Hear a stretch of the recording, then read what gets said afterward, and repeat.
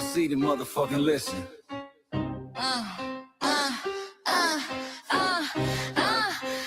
Pull up a seat and motherfucking listen. Hey, pack your bag, time to go home. Talking crazy on our soil where our blood and bones grown. This our ground, we outside on it. While y'all fools on the outside looking, y'all show no respect to Black America, so leave. Hey. Y'all don't get it, so it's time to go home. Get the hell up out of America, take your disrespect and just fly on. Y'all don't get it, so it's time to go home. Get the hell up out of America, take your disrespect and just fly on. You landed on the tarmac, fresh off the boat. Talking about y'all building nothing, man, you choking on the note. My ancestors the reason that this country even breathes. Picked the cotton, built the White House, planted the seed. Jim Crow laws, redlined the map, we was the target. You think that struggle's a costume, man, you can't mark it. We fought the wars, we bled the blood, we died for our future's chance. And you come here and give our legacy a side eye while throwing shade on the guard. While you benefit from guns we kicked down with our last breath. Now you spit on the architects who stared down death. Disrespectful, that's disrespectful, ungrateful, a slap in the face to only people who gave a fuck. So let me show your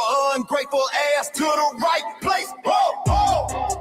Pack your bags, time to go home. Talking crazy on our soil where our blood and bones grown. This our ground and we outside on it. While y'all fools on the outside looking, y'all show no respect to Black America, so leave. Y'all don't get it, so it's time to go home. Get the hell up out of America, take your disrespect and just fly on. Y'all don't get it, so it's time to go home. Get the hell up out of America, take your disrespect and just fly on. Passport, the visa, the privilege to be here. Cause my grandma did march for y'all, so disappear from our land. You cosplaying our pain. Think it's a trend you can borrow, but you ain't inherit the ghosts of our sorrow. We the foundation, the bedrock, the soil, and the root. You not no branch on our tree, and unproductive people always cosplaying me. Talking about we ain't do nothing, you lost your mind. We built this from nothing, time after time. From the beginning to now, we been the backbone and muscle. Why you look down on the struggle and cause a whole tussle? The energy sky was disgusting, it's whack. So let's make it clear, there's no turning back. This land is paid for in full. In blood, sweat, and tears, and dreams deferred. You don't get to come into a house we built from the dirt and telling Black America y'all ain't worth nothing. That's a violation. Facts. Pack your bags, time to go home. It's our soil on our soil where our blood and bones grown. Show respect, this our ground. Y'all just tenants on a leash. Or get the step. Show no respect to Black America, so leave. Don't get it, so it's time to go home. Get the hell up out of America, taking your business, I can just fly on. Don't get it, so it's time to go home. Get the hell up out of America, taking your business, I can just fly on. Yeah, fly little birdies. Fly on back to where you came from. This ain't for you.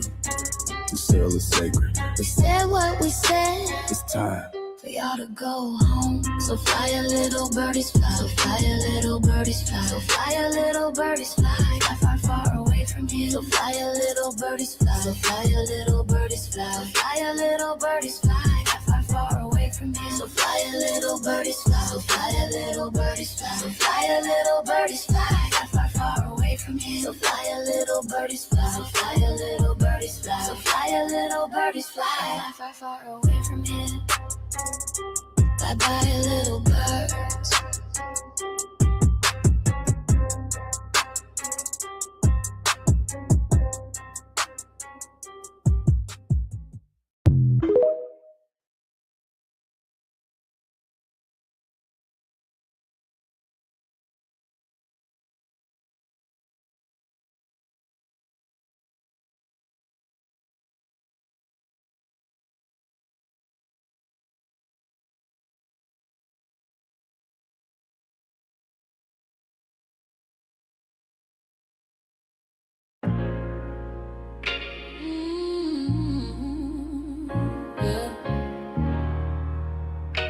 They thought we forgot, but we never forget.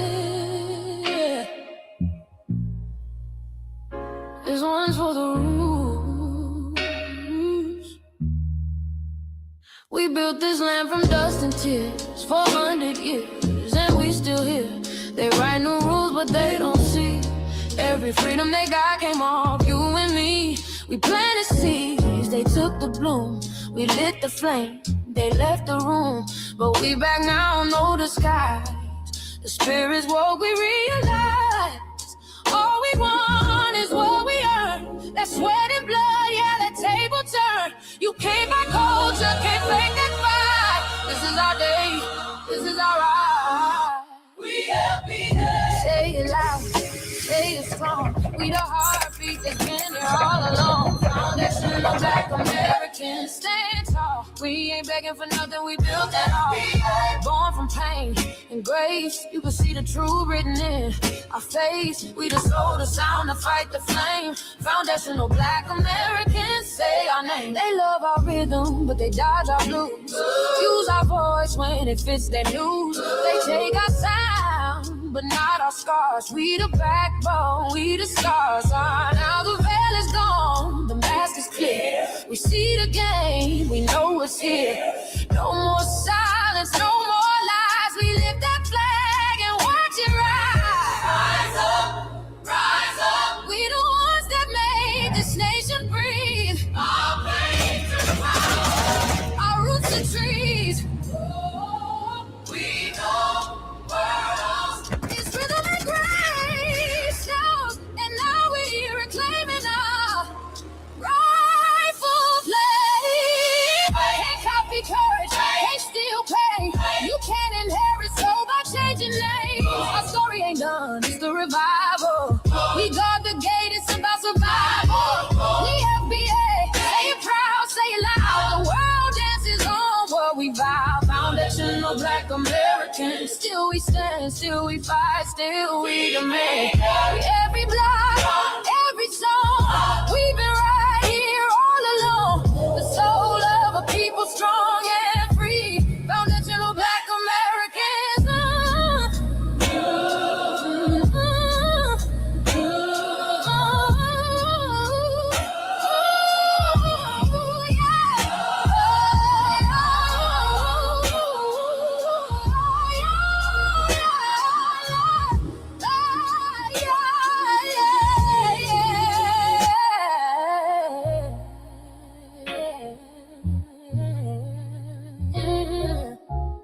We the first, we the root, we the fire. Still rising, still here. Foundational Black American. We set the tone and they copy the cadence. Dance to our drums and deny the foundation. Wear the style but don't honor the source. Smile in the crowd and you distance and force. Say you not us but you rap like we breathe. Take the rhythm, then fuse the receipts. I ain't mad, I'm just holding the glass. Show in the mirror, now answer it back. I ain't here to cancel nobody. Just keep it honest, keep it solid. If you eat from the table we built, don't act surprised when we guard it. Do you like that? Do you like that? When I flip your sound and I ride like that. Do you like that? Do you like that? Do you like that? Cause that's how it feel when you borrow my culture. Then act like we never mattered. Hip-hop. Mike Larry. Now this shit here, it's what I see it is. We're not fighting your battles. We're not carrying your fear. We're not lending our history to people who erased us while we were here. Just cause you're born here, don't make you FBA. That makes you a citizen, learn the difference today. This is lineage, not a look you can wear. Not a costume you borrow when it benefits you there. You used our culture like like an access card, backstage pass, a straight facade, but now the mirror's in your face. No disguise, and you're uncomfortable looking truth in the eyes. We didn't leave our land to beg for a chance. We stayed, we fought, we took every advance. That's the separation, that's the line you cross. We paid the price, you learned the cost. You waving your flag on our soil, but fighting not to go back home. Waving your flag on our soil, building comfort on a foundation you didn't know. We waving our flag, red, black, and gold. Stood our ground, never sold. You waving your flag on our soil, but scared to build what you claim you love. Our humor, our style, the way we move, the smoothness, the sound, the things we prove. Music we birth, language we shape, innovation forged under constant escape. Warrior spirit means stay and defend, not flee your land and rewrite the end. You call it success, but don't confuse the two. Ease came after what we went through. You abandoned your land and called it strategy. You waved that flag loud, but won't return to build your legacy. That contradiction tells the story for you.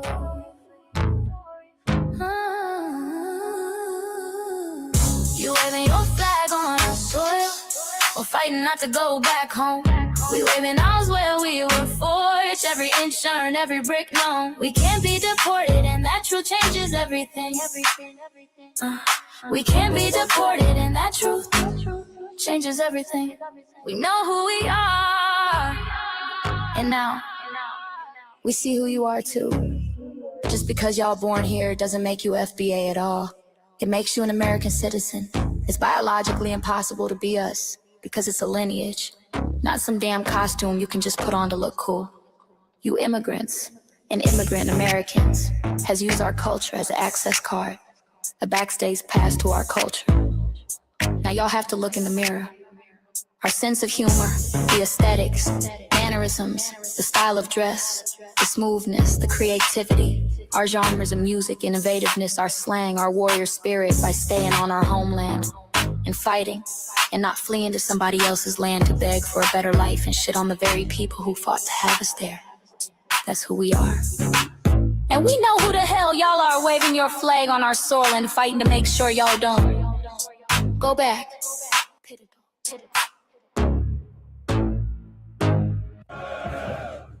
You can't leech off our culture anymore. Beat it!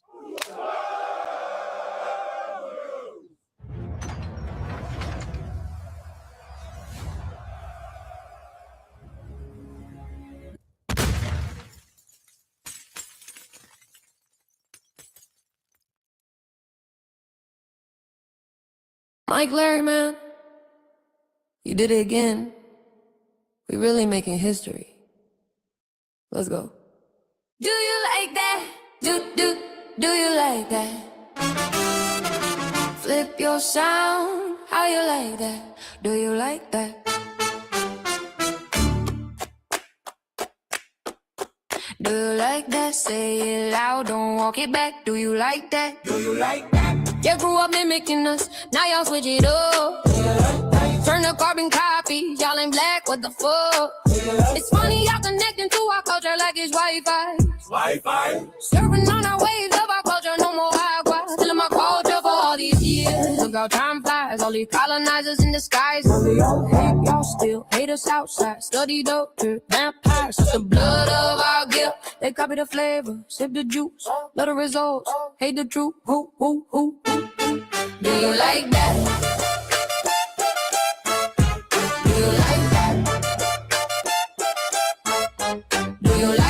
Flip your sound, how you like that?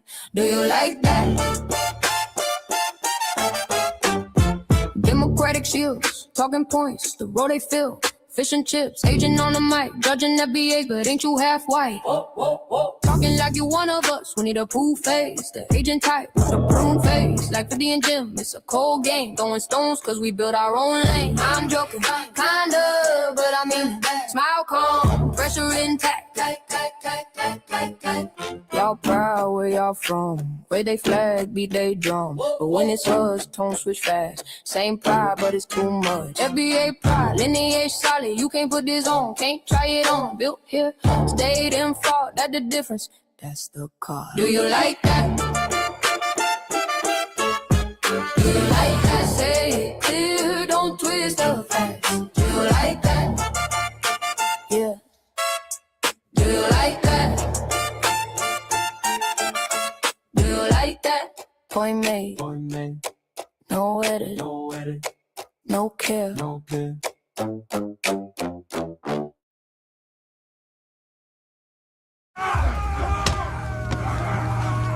You know, erasing history is something that you have to do when it comes to conquest, domination, and destroying a people. If people knew who they were, what they were, and what they were capable of in the past, they will understand what they have a possibility or a likelihood of doing in the future.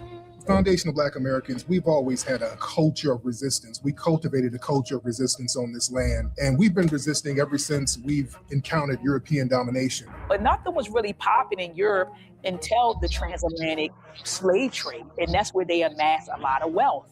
One thing that I think is unique about our culture as far as how we resist, how we fight back is it's the environment we put in from day one. Being only 13% of the population, the white supremacists were very meticulous about keeping that population at a certain amount. There was never a period when we did not resist the encroachment of the white man. They have a natural behavior of authority no matter where they go. That's why they'll step up in front of us in the line at the store. We're not important. They don't even see us. We've never been able to excel. We've never been able to relax. We've never been able to just be, which means that existence is resistance. It must be something in our DNA, our historical background, to when something doesn't sit right with us, especially spiritually, in our souls and in our spirit, we just say no. We live resistance. You know, from the moment we're born, we're in resistance. And it's handed down generation to generation. And so I think that cultural resistance is actually in our DNA, in our epigenetics, and then it blossoms out into the culture. So there's almost nothing in America that we do, from song to dance to politics to the way we talk, the way we dress, having coded languages considered to be slang today.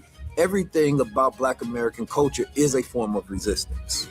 Of course, they want to always downplay our contributions to the global tapestry because they continue to act like our number one export in this country is not Black innovation. Everyone understands that our resistance has been the cornerstone of what foundational Black Americans have always done. We are the life that breathes everything into this nation. The further back you go, the further Black you go. It's just simple like that, brother.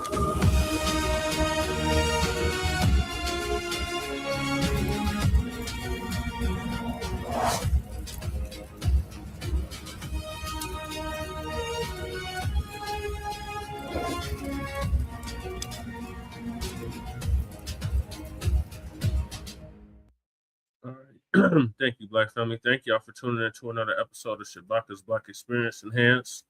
I'm your co-host, Chan Krumah. We're joined with our other host, Shabaka Sant Corey. Greetings, Shabaka. And we got... Can't hear you. Can you hear me now?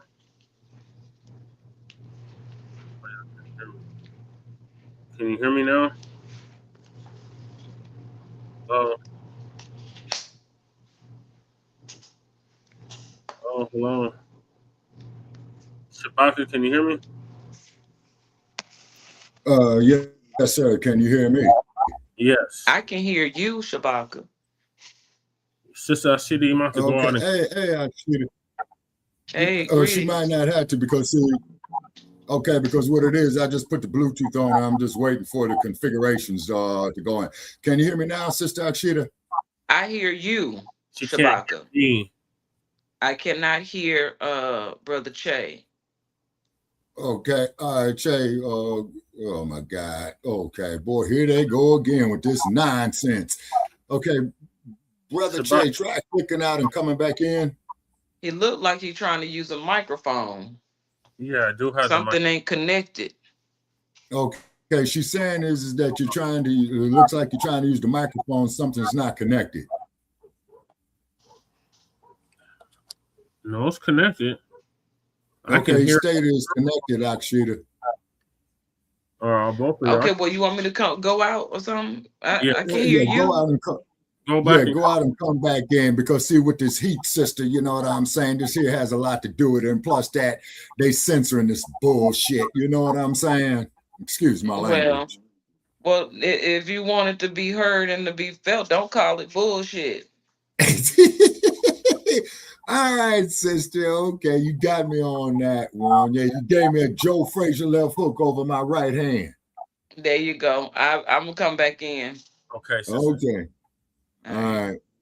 Now let me go sit at my lunch counter and beg for a cup of coffee. Gonna finish the intro. So on the season 11, episode 26 of Shabaka'S Blacc Experience Enhanced, we will be discussing several topics. The first one is before passing away at age 83, Judy Pace revealed the cruel, dark side of 1970s Hollywood. Then Bill Cosby just lost a massive civil judgment. Here's what they're not saying.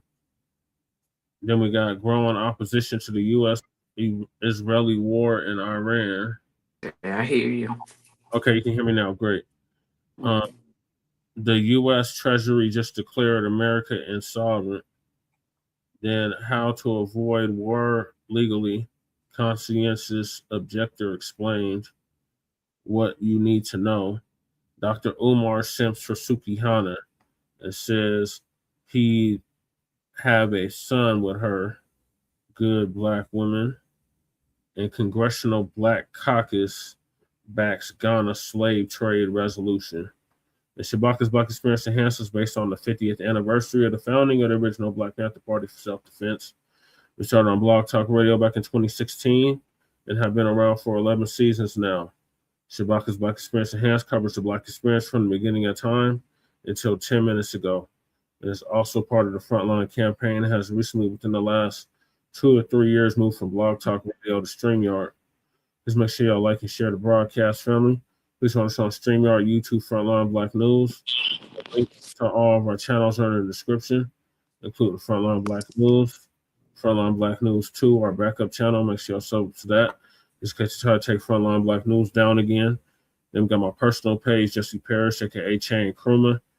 That's where we stream all the city council meetings and local events. Then we got Lady Che's other channel, Seduction Doll. Make sure y'all sub up to that so she can start going live on Seduction Doll. And then her main channel, The Revolutionary Agenda. Make sure y'all sub up to that too. She just did an RBA last week, so make sure y'all check that out. And then Shabaka'S YouTube channel, Jeanette 1. Make sure y'all sub up to that. We're trying to make sure Shabaka can start going live on that channel as well. Then we got our cousin, our local out the Bay Area, Jay Militant. Was cracking TV with Jay Militant. Make sure y'all sub up to his channel. Then we got our brother Kukizi out the Mile High. One of the dopest MCs out the Mile High, Kukizi 5100. Make sure y'all sub up to his channel.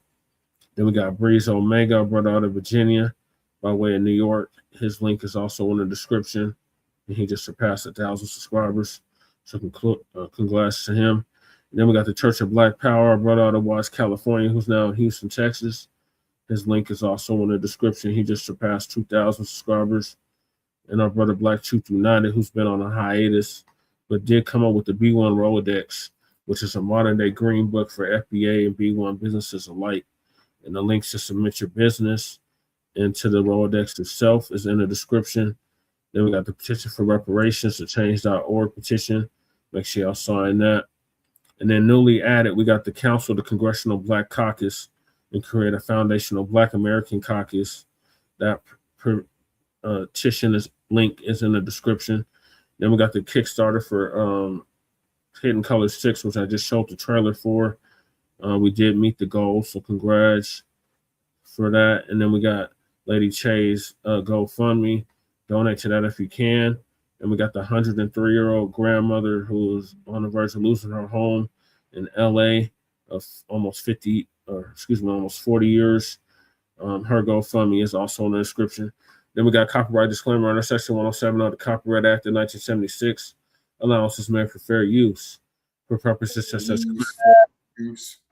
news reporting, teaching, scholarship, education, and research. And I do not own the rights to the music. And if you don't understand racism, white supremacy, what it is and how it works, everything else you think you understand will only confuse you in all 9 or 10 areas of human or people activity. and that is economics, education, entertainment, labor, law, politics, religion, sex, and war. And some say health and nutrition. And all 9 or 10 areas of human and people activity announced by Neely Fuller Jr., who transitioned exactly a year ago at the age of 95, produced justice.com. And when you're a Black person or captured by any race soldier, you must never fuss, fight, or flee. Comply and defend yourself in court, also by Mr. Neely Fuller Jr., produced justice.com. And last but certainly not least, we got racism, white supremacy. It's conscious and subconscious behavior to maintain white genetic survival, to prevent white genetic annihilation. And that was by the late, great Dr. Frances Cress Welsing, who transitioned exactly 10 years ago and would have just celebrated a birthday last week. She would have been 90. And shout out to our FBA brother Tariq Nasheed for paying for her funeral, along with several others. So those are the topics. Make sure y'all hit that like and subscribe button. All right, greetings, Sister Ashita. We haven't seen you in forever. Happy New Year to you. I know. Greetings. It's been a while. It's been a lot going on. Good to see you. How Good are you to be feeling, here. sister? Ooh-wee. I'm very tired.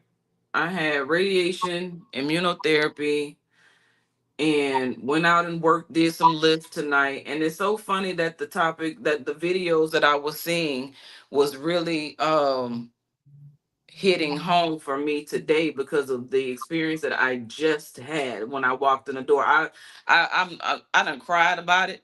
I'm upset. And it ain't about what it is, it's about how I was treated. Yeah. And that's the part that pissed me off tonight. I went, I worked, I called my daughters. I'm like, okay, I wasn't going to bring anything home. So I said, well, I'm just going to go ahead and stop and get some pizza. My daughter has a friend over, so, get the kids pizza. So I get there, 5:02.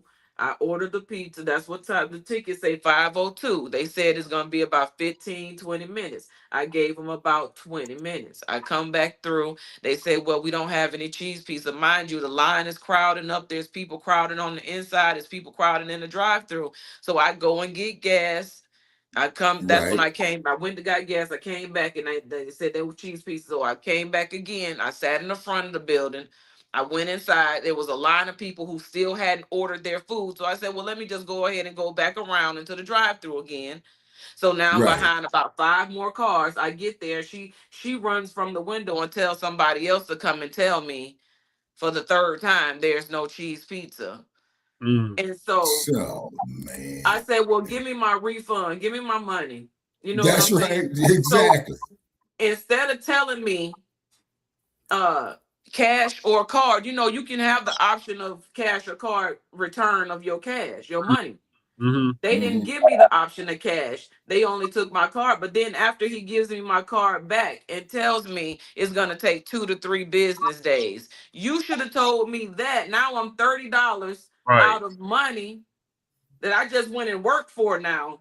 It ain't just because I just got money sitting around. I just went and hustled this up.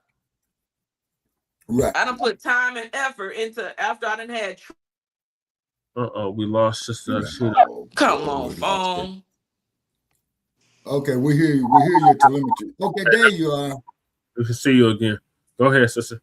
All right, so I tell them just, you should have told me that before you took my card. Exactly. He didn't give me an option, but I had an option before at this same location.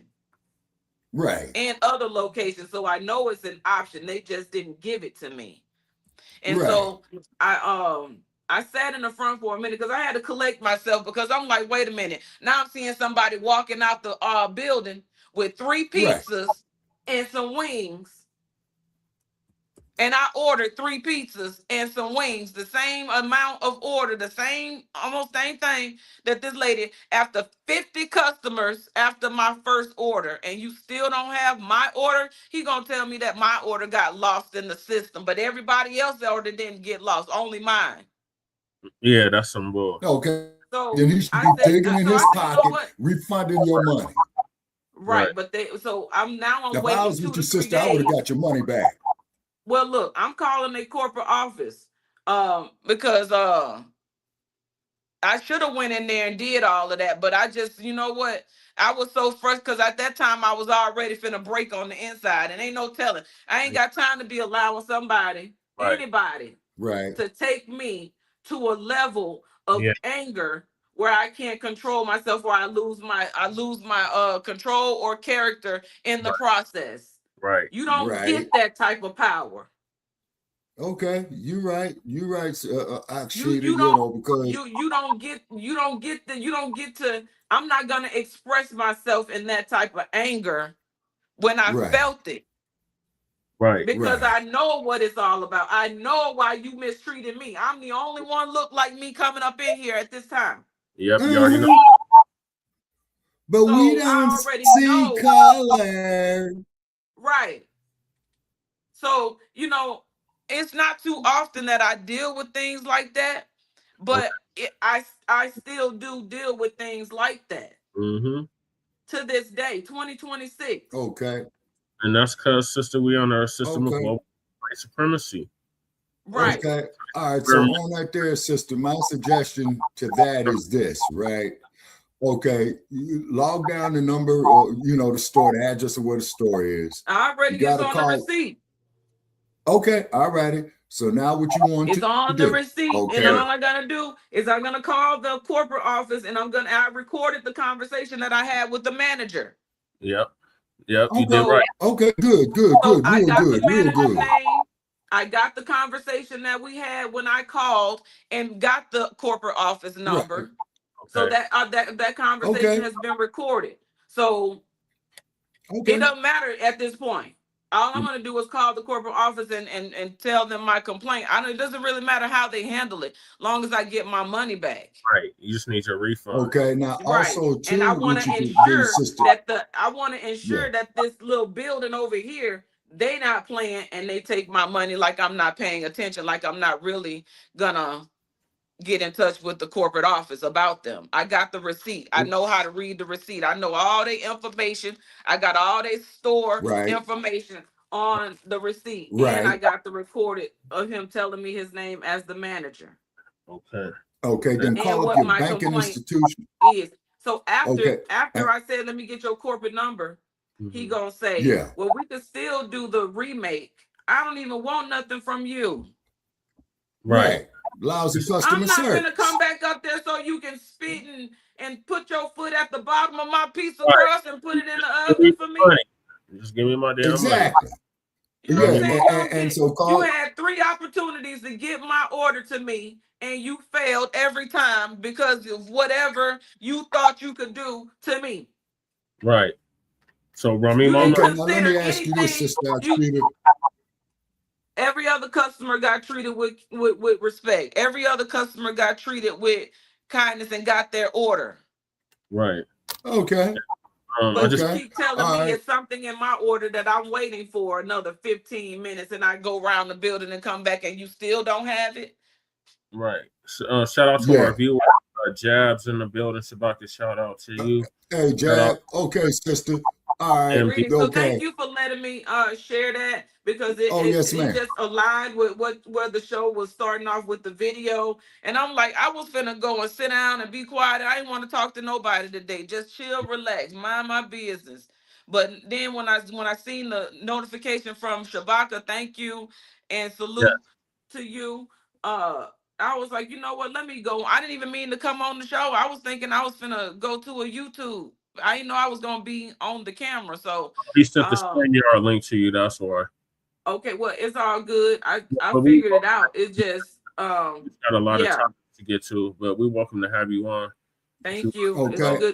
It's good to be here. Okay. Thanks. Okay. Now on that one there, sister, what you do is you call up your banking institution that the card is on. Tell them to cancel that transaction. Number one, because see, I went through this crap as well too.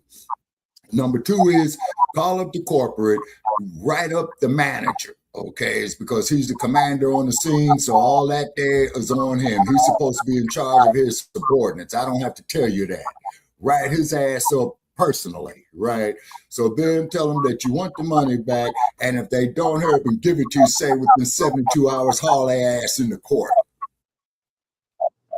And you'll probably wind up owning that place. Yep. So I'm gonna hop right into it. Thank you, Sister Ashita, for sharing your story. Thank you for listening. Gonna keep you on your thoughts. Get your refund because that's some bullshit right there. Oh, totally. So moving along, we got our first topic, and that is our sister Judy Pace, who transitioned last week at the age of 80. May she rest in power. And before she passed away, she revealed the dark, cruel history or side of 1970s Hollywood. Oh, yeah. And Hollywood is a section of the city of Los Angeles. It's not its own city. To recognize web-based series. Welcome back to Shadows of Stardom, where we uncover the untold truths hiding just beyond the spotlight. Today, the vibrant lights of Hollywood feel a little dimmer, and the world has just bid a quiet, respectful farewell to an absolute icon. The incomparable Judy Pace has closed the final chapter of her extraordinary earthly journey at the age of 83. Known to millions as one of the most beautiful women to ever grace the silver screen. Her striking presence and undeniable talent changed the landscape of American television forever. But before she took her final bow, she left behind a legacy of profound truth, peeling back the glamorous veneer to expose the harsh, unyielding machinery of the 1970s entertainment industry. How does a star who broke unprecedented barriers and captivated a generation find herself silently battling the very system that crowned her, who truly owned the rights to her youth? And what does it cost to hold on to your soul when the cameras finally stop rolling for decades? The public saw only the dazzling smile and the flawless performances, completely unaware of the heavy burdens she carried behind closed doors. She did not leave us with a list of bitter accusations, but rather a powerful, dignified testament to survival. She spoke of the restrictive contracts that bound artists like beautifully caged birds, of a studio system that demanded absolute obedience while offering no emotional protection, and of a quiet, relentless rebellion. Her journey was intertwined with a profound love story, standing shoulder to shoulder with a man who dared to challenge the untouchable giants of his own industry. She chose to reclaim her dignity rather than surrender to a machine that viewed her merely as a glamorous commodity. Her story is not just a tale of fleeting fame, but a masterclass in resilience and the ultimate reclamation of one's own narrative. But to truly understand the immense weight of her final revelations, we must first go back to the beginning. We must return to the very moment she stepped into the blinding spotlight and captured the heart of a rapidly shifting nation. What really happened when the cameras first turned her way? And what hidden price did she immediately have to pay for that sudden, overwhelming glory? To truly grasp the magnitude of her legacy, we have to travel back to a time when America was caught in the fiery throes of a cultural revolution. The late 1960s and early 1970s were a period of massive social upheaval, a time when television and film were just beginning to reflect the diverse reality of the world outside the studio lots. It was onto this rapidly shifting stage that Judy Pace arrived, armed with an intoxicating blend of striking beauty and fierce, undeniable talent. She did not merely walk into Hollywood, she broke down its heavily guarded doors. The public first felt the full force of her magnetism in the 1968 hit film 3 in the Attic. But it was her groundbreaking entry into the world of primetime television that truly cemented her status as a cultural phenomenon. When she took on the role of Vicki Fletcher in the massively popular soap opera Peyton Place, she achieved something genuinely unprecedented. Well, I didn't know she became the very first Black female villain on American television. This was not just a casting decision. It was a seismic shockwave sent straight into the living rooms of millions. For the first time, audiences saw a Black woman playing a character who was complex, manipulative, unapologetic, and fiercely intelligent. While some viewers were outraged by this bold departure from the obedient stereotypes they were used to, many others were utterly mesmerized by her commanding presence. She forced the nation to look at her, to really see her, and she handled the immense weight of that attention with absolute grace. Her star only continued to rise, burning brighter with every carefully chosen project. In 1970, she delivered an unforgettable, seductive performance as Iris in the classic film Cotton Comes to Harlem, a role that solidified her image as the era's ultimate cinematic siren. That same year, she brought depth and warmth to the screen as law student Pat Walters in the television drama The Young Lawyers. Her brilliant performance in that series earned her the prestigious NAACP Image Award for Outstanding Actress, a deeply emotional milestone that validated her relentless hard work. Magazines like Ebony and Jet frequently featured her on their covers, officially crowning her as the most beautiful Black woman in Hollywood. Every screening of her work, every magazine spread, offered a dose of pride and comfort to a changing nation hungry for representation. Yet, standing at the very summit of the entertainment world is often an incredibly isolating experience. Underneath the glamorous gowns and the blinding flashbulbs, Judy was quietly carrying an exhausting burden. The initial joy of breaking through those historic barriers slowly began to mix with the crushing pressure of maintaining an idealized image. She was adored by millions, but the powerful studio executives often viewed her merely as a beautiful, profitable commodity rather than a vulnerable artist. The higher she climbed, the thinner the air became, and the more she realized that the glittering crown of stardom was lined with sharp, unforgiving edges.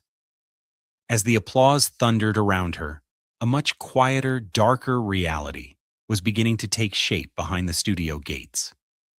What happens when the very industry that builds you up begins to systematically strip away your autonomy?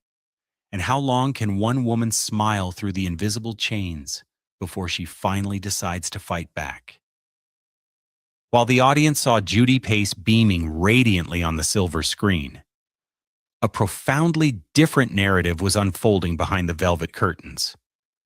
The reality of Hollywood in the 1970s was far less glamorous than the polished images projected in theaters.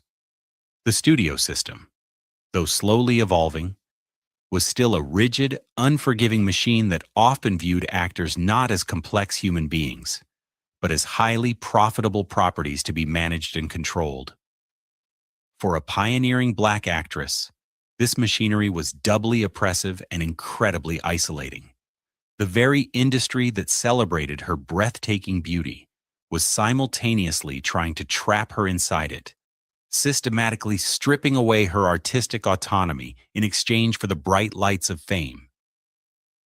The title of the most beautiful Black woman in Hollywood quickly transformed from a celebrated honor into a suffocating, gilded cage. The relentless media and the adoring public demanded absolute perfection, expecting her to constantly embody this idealized, flawless image at all times, regardless of the emotional cost. There was no room for exhaustion, no space for vulnerability, and certainly no tolerance for the very real human fatigue she felt deep in her soul. Behind the dazzling magazine covers were long, grueling days filled with endless, demanding schedules, dictated by executives who had absolutely no interest in her personal well-being or her deeper artistic aspirations. They firmly controlled the narrative, steering her toward roles that fit their narrow, often stereotypical visions, rather than allowing her the creative freedom to explore the full, vast range of her extraordinary talent. During the height of the blaxploitation era, this suffocating pressure intensified to a heartbreaking degree. While this powerful cinematic movement provided crucial visibility and employment, it also frequently threatened to reduce incredibly talented artists to mere one-dimensional caricatures. Judy found herself constantly navigating a treacherous, exhausting landscape. She was fighting tooth and nail against heavy industry forces that sought to exploit her striking physical appearance, while completely ignoring her profound intellect and immense dramatic depth. The studio executives routinely handed down restrictive, unfair contracts that offered almost zero creative control or long-term security.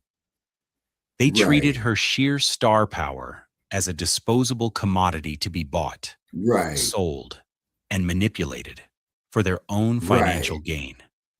Facts. It is widely known that behind the closed doors of casting offices, she spent countless, draining hours, pushing back against directors and powerful producers who bluntly refused to see beyond the surface. She was constantly battling a systemic, quiet prejudice that was deeply ingrained in the very foundation of the entertainment world. She was entirely alone in this exhausting fight, utterly unprotected by the wealthy executives who profited the most from her hard work. The emotional isolation was profound, creating a sharp, bitter contrast to the roaring applause she received whenever she stepped onto a red carpet. The industry simply expected her to smile gracefully, read her assigned lines, and accept whatever restrictive, pre-packaged path they laid out for her without a single word of complaint. But they severely underestimated the quiet, unbreakable strength burning intensely inside her. She was carefully watching. She was learning the cruel rules of the game, and she was silently preparing for a monumental shift. The glamorous facade was beginning to crack under the immense weight of these hidden industry conflicts. Her quiet frustration was about to collide with a deeply personal, historical battle that would change the trajectory of her life forever. What happens when a cultural icon decides that her dignity is worth far more than any lucrative movie contract? And who was the legendary figure standing closely beside her as she prepared to wage an unprecedented war against the untouchable giants of the system? As the 1970s progressed, the shimmering illusion of Hollywood began to reveal its deeply embedded cracks. It is said that behind the closed doors of major studio executive suites, intense feuds were constantly brewing over the direction of Judy Pace's extraordinary career. Rumors whispered through the industry that she fiercely clashed with prominent directors who aggressively tried to push her into the overtly sensationalized, one-dimensional roles that were becoming increasingly common during the peak of the blaxploitation era. She was not a woman who would simply bow her head and accept a creatively bankrupt script, and this quiet, relentless defiance earned her a complicated reputation among the powerful gatekeepers of the entertainment world. While the public saw a radiant star gracing their television screens, the industry insiders knew she was a formidable force who frequently refused to play the obedient, silent muse. But the most profound and scandalous battle of her life was not fought on a soundstage. It was fought in the grueling arena of public opinion alongside the man she loved. Her destiny became inextricably linked with the legendary baseball star Curt Flood, a man who was about to shake the very foundations of American sports. When Flood bravely decided to sacrifice his phenomenal athletic career to sue Major League Baseball over their restrictive reserve clause, the couple found themselves standing squarely in the crosshairs of a vicious, unforgiving media storm. It is said that powerful figures in both the sports and entertainment industries attempted to pressure them, hoping to break their unbreakable spirit by any means necessary. Judy stood by him with unwavering loyalty, even traveling to Puerto Rico to gather vital support for his historic legal challenge against the massive sports monopolies. This deeply personal alliance was viewed by many powerful executives as an act of dangerous rebellion, a defiance that silently threatened to derail her own flourishing acting career at its absolute peak. The tension was palpable, and the whispered threats from the upper echelons of Hollywood suggested that her unwavering support for a man fighting the system could easily cost her everything she had built with her own bare hands. The industry that once celebrated her striking beauty now seemed to view her sharp intellect and fierce loyalty as a genuine threat to their carefully maintained status quo. She was caught in a magnificent, heartbreaking crossfire, balancing her profound love for a visionary man with the exhausting demands of a career that was slowly trying to erase her true identity. How much longer could she endure the suffocating pressure of a system that demanded complete surrender? And what would happen when she finally decided that her voice was worth far more than their conditional, fragile applause? Decades after the blinding flashbulbs of the 1970s had finally dimmed, Judy Pace found herself in a deeply reflective season of life. She had intentionally stepped away from the suffocating center of the Hollywood machine many years prior, choosing peace and personal integrity over the relentless, exhausting chase for conditional stardom. But as she reached the distinguished age of 83, the quiet reflection of her twilight years slowly transformed into a powerful, necessary reckoning. She decided it was finally time to break the long, dignified silence she had carried for over half a century. In one of her most candid, retrospective public conversations, she sat with the quiet, unshakable grace of a queen who had survived a ruthless war. She did not raise her voice in bitter anger, nor did she seek petty revenge against those who had wronged her. Instead, she spoke with the piercing, absolute clarity of a woman who was finally ready to publicly reclaim the narrative that had been stolen from her youth. With a steady breath and a gaze that commanded absolute respect, she began to outline the specific archetypes of the industry that had systematically tried to break her spirit. She spoke of a powerful studio executive who had once sat across a massive mahogany desk and explicitly told her that her brilliant mind was irrelevant as long as her beautiful face sold movie tickets. She described a prominent casting director who relentlessly pressured her to accept demeaning, stereotypical roles, completely dismissing the profound depth of her theatrical training. She laid bare the unforgiving inner workings of a massive, untouchable entertainment system that routinely treated brilliant, groundbreaking Black actresses as disposable commodities rather than vulnerable human beings.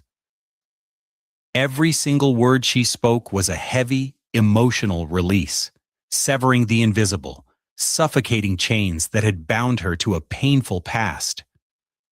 The reaction from the public and the media was one of immediate, profound shock, which quickly dissolved into a deep, overwhelming wave of empathy.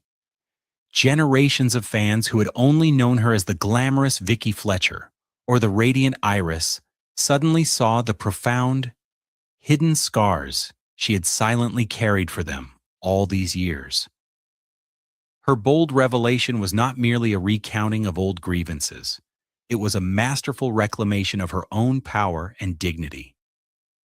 She stripped the glittering, deceptive mask off the golden age of television, exposing the rust and the cold iron bars hidden underneath.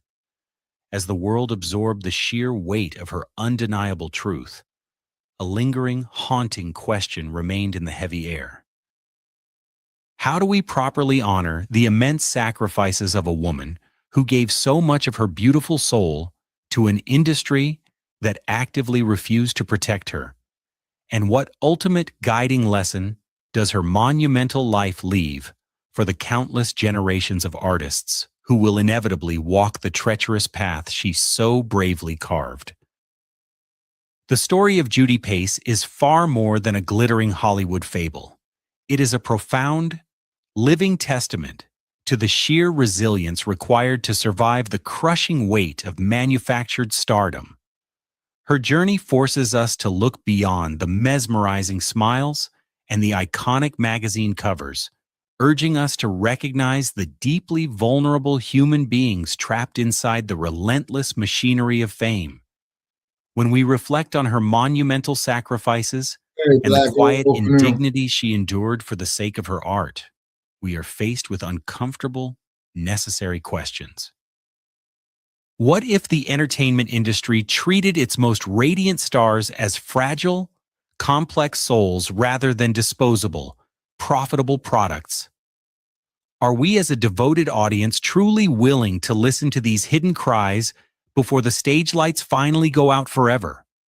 Her powerful legacy represents countless other forgotten or exploited artists, particularly those pioneering men and women of color who broke down massive, historic barriers only to find themselves completely unsupported by the very systems they enriched.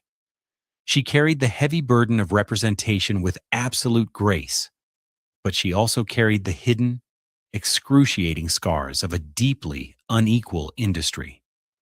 As we bid a respectful, heartbroken farewell to this incomparable cultural icon, we must honor her not merely by re-watching her classic films, but by fundamentally changing how we consume the shimmering illusions of celebrity. We must actively demand an industry that protects its creators, an industry that values absolute human dignity just as much as it values box office success. Today, we listen to her final truths, not just to remember a glorious past, but to actively shape a far more compassionate future for the artists who will follow in her magnificent footsteps. In her own beautiful, unyielding spirit, she leaves us with a sentiment that will echo through the hollow halls of Hollywood for generations to come.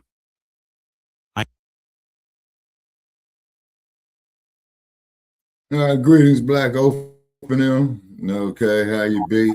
Also, too, ladies and gentlemen, as I had stated, this was the Black exploitation era in Hollywood, and the Black exploitation movies saved Hollywood. Cotton Comes to Harlem, Comeback, Charleston Blue, the crap that Jim Brown made, Sister Tamara Dobson, who did Cleopatra Jones, 5 on the Black hand side. The sequel to Cotton Comes to Harlem was called Comeback, Charleston Blue, with Raymond St. Jock. Shaft, Coffee, Black Caesar. Shaft, Coffee, Black Caesar, that's right. The Shaft had 2 sequels to it. Shaft's Big Score, Shaft in Africa. Then Fred Williamson came up with Black Caesar, and he had a sequel to that movie called Hell Up in Harlem. Yep. Also, it gave a break to a lot of the singers who are making the soundtracks to it. Now, we all heard the song by Marvin Gaye called Trouble Man. That there was from a movie of that same era entitled by the same name, starring Robert Hooks, who was a stage actor at one time, came up through the Negro Ensemble company with Rosalind Cash, Sidney Poitier, Cicely Tyson, as well too. Through the Hard Way. Then of course, Through the Hard Way. Yes, starring Jim Brown, Fred Williamson, and Jim Kelly, and people that were talking about the contamination of the water way back then. Mm-hmm. Okay, so was it intuitive foresight or was it guesswork? You see what I mean? And be sure to like and subscribe to the Shabaka'S Blacc Experience Enhanced like page up on Facebook. Okay, we've been having idiots come up there troglodytes, and so they've been shown the door, as well too, because I'm not going to argue with them anymore and what have you. And then also too is that you had some Black movie directors that came from there as well too, because I do know that Robert Hooks did some directing. His son Kevin Hooks that did some directing, of course, not to mention Spike Lee. And I think Denzel has directed a couple of movies as well, too. So basically, people, if you're going to go out there to Hollywood, okay, the odds are literally 1,000,000 against you, okay? So you want to produce it, direct it, and write it, you see? So you got 3 checks coming off of your project, you see? Right. And then, too, I invited Black O for them to come up, okay? I believe it does have the link.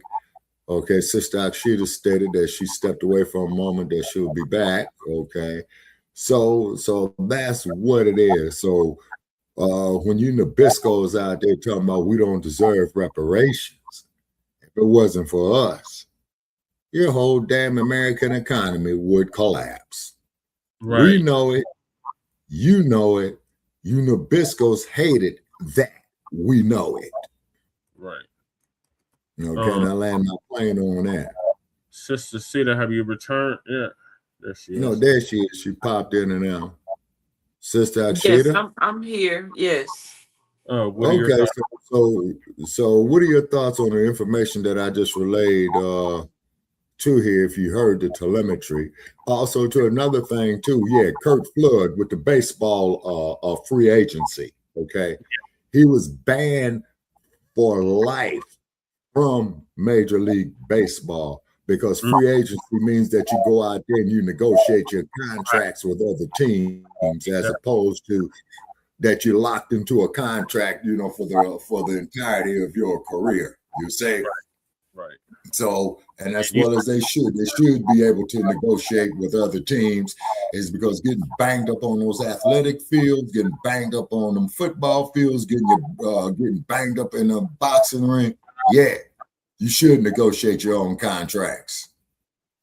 Right, I agree. All right, let's hear from Sister Ashita. What are your thoughts on Miss Judy passing and the cruel dark side of 1970s Hollywood? I think it's interesting. What's standing out in my mind right now is her taking back the narrative after she held this in quiet spaces, where people really didn't know what was going on with her. And a lot of the Black or, those who are people of color coming into the industry after her, may have been experiencing some of those same things, but she gave a point of reference from her own experience being one of the first to do it. And so I'm sure her story, I'm sure for me it validates a lot, but I'm sure it has validated so much for so many. And her name is worthy of being repeated and being said out loud. Judy Pace. That's right. And so because she made her mark, and then she took a stance and took the power back, her power back by taking her own narrative in her own hands. Right. And we all could learn from that, because if we allow other people to create a narrative for us, then we never come into who we truly are. And listening to her story, her battling with, just her own identity based on how people wanted to see her, and not acknowledging her for who she truly was, the essence of her, what made her what made the characters come to life. Right. So that's the actor's job. Right. And then she, there's a point of stepping away. Like when I was in the Army, we had to basically learn how to live 2 different lives. Your soldier life and your civilian life. Right. Yeah. And there had to be a separation between what was personal and what was professional. But when when the lines get blurred, it only benefits the one who has put the blindfolds on to blur the line between the two, and the one who didn't, go into it like that, where there's no standard being held or recognition acknowledged. Then it's like, okay, am I crazy? You begin to question your own sanity, and in this case, your own identity, and not just in her case, but this goes for a lot of people still today who have no reference to identity, to identify oneself.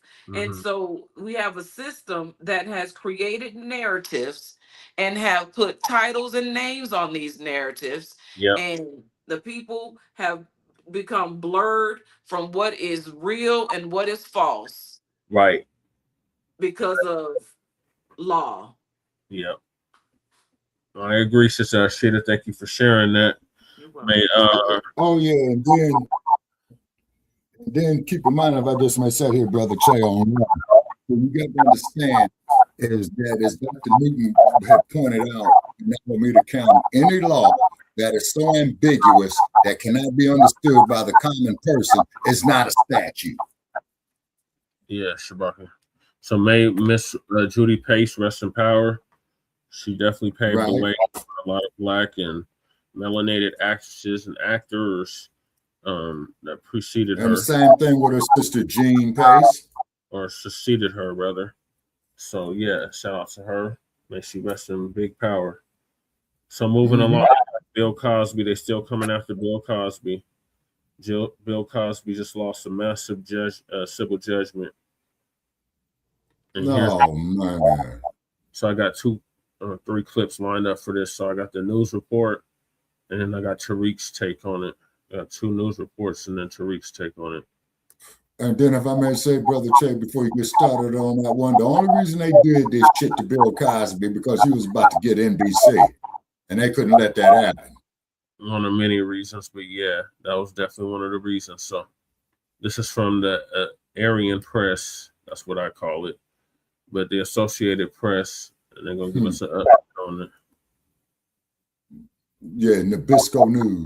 California jury has found that Bill Cosby drugged and sexually assaulted a woman in 1972, and they've ordered him to pay her more than $19 million. That amount could grow in a punitive damages phase that's happening now on the case. The allegations in this case from the plaintiff, Donna Motzinger, are very similar to dozens of others that have been made against Cosby through the years. She says she was working as a waitress at a restaurant in Sausalito near San Francisco, that he invited her to come to his comedy show that evening, that she went with him and he gave her 2 pills that he said were aspirin. And she said that, the next thing she knew, she woke up in her own home with little memory of what had gone on, but she was certain that she'd been raped and drugged by Cosby. One of the witnesses at this trial was a woman named Andrea Constance. Okay, now where's the medical reports on the rape? Drugging and sexually assaulting in Pennsylvania. That conviction was thrown out, and he was released from prison back in. No, actually, the Judy Pace never accused Bill Cosby of that. The others against him. His lawyers say that Motzinger had no way of knowing what actually happened to her that night. That her allegations are all based on speculation. They say they fully plan to appeal in this case. That's that one. And then I got another one from inside. I can't believe anything that anyone She has waited ever 50 said about Bill years for Cosby. justice. A woman says back in the early 70s, Bill Cosby and invited then her keep to his in comedy mind, show Sister and then Ashita, drugged Bill and raped Cosby her. was fabulously Now, a jury wealthy. has awarded her almost $60 If he million. wanted women of that, all he had to do was get in his limousine and go down Ventura Boulevard in the San Fernando Valley. In court. Right. Bill Cosby has been ordered to pay a whopping $59 million to a sexual assault victim. And the woman who won that stinging verdict yesterday is speaking out to Inside Edition today. How do you feel after all of these years being victorious in this case? It's amazing. It's bigger than just me. Lady, your ass belongs in jail for false accusation. to report sexual assault. Donna Motzinger I is wouldn't now let you do nothing with He my says dog. This race TV icon raped her 54 years ago when she was a 30-year-old waitress at a celebrity bar near San Francisco. She claims Cosby invited her to his comedy Seriously? show and gave her wine and 2 pills that she thought were aspirin. She says she went in and out of consciousness and that 2 Now, men who the carried hell her in their into a right limo. mind is going to drink She wine woke and up take hours later aspirin? at Is her you home. crazy? She says she was wearing only her underwear and realized immediately that she had been raped. It'll never go away. That kind of thing never goes away. I do have closure and I did get justice, but it's ongoing that a lot of women are suffering like I did. Cosby is now 88 and reportedly blind and infirm and rarely leaves his home in Pennsylvania. He did not testify at the civil trial in LA, but gave a deposition. When you went on the date with Miss Motzinger, did you want to have sex with her? Yes. Are you denying that you had sex with Miss Motzinger in 1972? I don't remember having sex with her. He's been forced to sell one Manhattan townhouse and another is for sale for $7 million. But his net worth is still estimated to be $128 million. We are going to go to the ends of the earth to make sure Bill Cosby pays every penny because that's what Ms. Motzinger deserves. Justice. In 2018, Cosby was sentenced to 10 years in prison for indecently assaulting Andrea Constant, executive at Temple University in Philadelphia. All these women testified against him, but his conviction was overturned on appeal and he was released after serving 3 years. He thought the saga was over the day he was freed, but it sure hasn't turned out that way. And I just felt like it was the right thing to do. No. More than 60 women have accused Cosby of sexual assault. He has denied any wrongdoing. 54. Yeah, it's crazy. It's a smear campaign against Bill Cosby because he had wanted to buy NBC. Well, what's the statute of limitation? Because 54 7 years years. ago, Yeah, like, 7 for real. years. Exactly. So the crazy part about this is that they're doing it right in the people's face. Right. Yeah. And the people aren't even curious enough to say, hey, wait a minute. The statute of limitation is, and number one, how's you remembering if it was all kind of drugs and alcohol going on? Precisely my point, Sister Everybody Akshita. in the room is probably doing it with one another. Don't even know who they doing it with. Right. And it's all consensual because everybody's in there high and drunk and having fun. They doing their little orgy parties. They on their hippie shit. They on their Yeah, you're right. everybody. You are absolutely correct. You see what I'm saying? Yeah, So I don't 54 understand years. why I don't even understand how they're still able to push and press this issue. Right. When you got people who have tampered and tainted young Yes. children out Yes. on the street That part. and just a registered sex offender. Uh-huh. That But they have their part. freedom. But they have their freedom. That to build. They don't have no money. Right. And just like he had Right, the and nerve that's to put his another. smug face in the camera and say, we're gonna make sure we get every penny. That's the Mhm. whole point. Mm-hmm. They gonna milk them to Exactly, Sister Akshita. Look at the Harvey Weinstein man. Right. But see, Bill Cosby, at the same time, Bill Cosby had figured out along the way what he was dealing with and who he was dealing with. death. Mm-hmm. And when he chose to continue to go through the process of waking up Yeah. out of the stupor that he had agreed to be in, Yeah. when he wanted to fight back and have people saying, hey, this doesn't make any sense, let's fight back, then they say, oh no, we got you, and you're not going nowhere until we get everything we gave you. Exactly. And this is why Muhammad Ali in that same contemporary era was hated for his stand on Black empowerment. You see what I mean? Yeah. Because see, the way Ali made his money is the people paid to see him lose. They didn't pay to see him win. They paid to see him lose. Yeah. But see, That's crazy. But the hate pays, don't it? Yeah. Oh yeah, it paid Ali. Yeah, it paid Ali quite handsomely. It's because getting to Ali now is that so Ali if you was at one. understand that, you can withstand that. Mm-hmm. Oh yes, ma'am. And here in Las Vegas, Sister Akshita, Ali had smashed up some individual. I think it wasn't Quarry.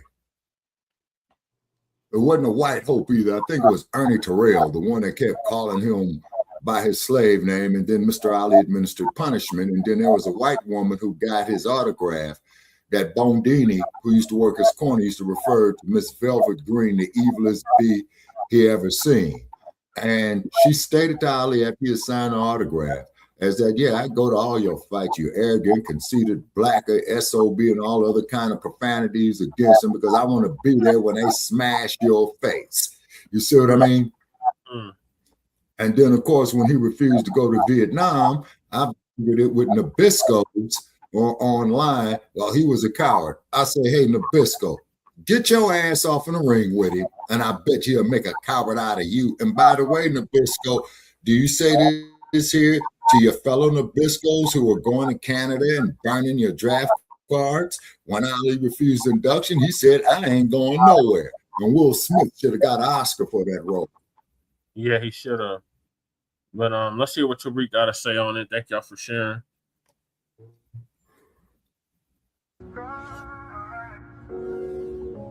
Darling Radio, like and subscribe. Darling Radio, like and subscribe. You know, first thing I want to talk about, family, the Bill Cosby civil case. Did y'all hear about the trial? There was a civil trial with our good brother, Mr. Bill Cosby. And it was another white tea woman. And I got to watch what I say. I got to word things TikTok friendly because we're going to go deep about how white tea supremacy works. So I'm going to really, really speak codified and watch my words. So I'm going to be very careful with how I say certain things because you got to do that here on TikTok. They'll hit you with restrictions real fast on here, man. I notice if you get too damn deep. Oh, yeah, that's why I tore down my TikTok page. Oh, they'll hit you real bullshit. deep, ladies and gentlemen. But listen, Bill Cosby, as you know, they tried to put our brother in jail. He got out. They put him in jail for a quick minute, but got out. They tried to say it was a technicality. It wasn't a technicality. Wasn't supposed to be there in the first damn place. They've been lying on this brother doing the I'm white tea and I say so rule. All right.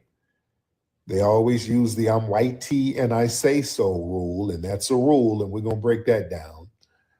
They lied and said Bill Cosby got in like a deposition or whatever. They said he confessed to getting narcotics to drug women, which is not true. He never said he got narcotics to drug women. He never ever said that at all. That's I'm white tea and I say so. But nevertheless, they couldn't get him in jail. So he had a trial out here in California. I think this trial was in California. Yeah, it was in California. It's in Los Angeles. Yeah, by the way, I've spoken with Mr. Cosby several times. I speak with him. I haven't talked to him in a few months. The last time I talked to him is when Malcolm Jamal Warner passed. That's the last time I talked to him. I haven't talked to him. I got to check up on him. But I correspond with Mr. Cosby all the time. We very cool. Has a lot of respect for me, a lot of love for me, and got a lot of respect for him. And he told me about this case some months back that, you know, this civil trial that was coming up and all that. He told me about this.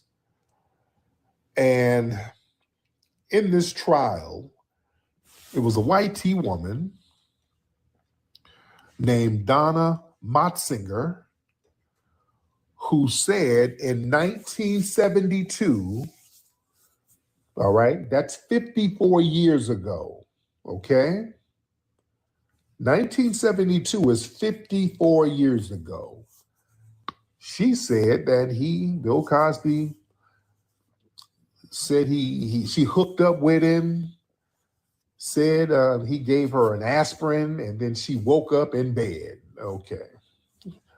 54 years ago.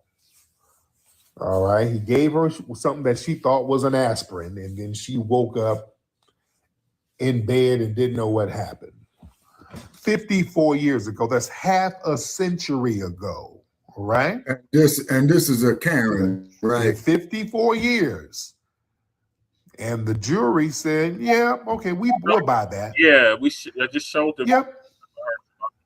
There's no way you got evidence from 54 years ago of that. There's zero. There's no way you got evidence of that, by the way.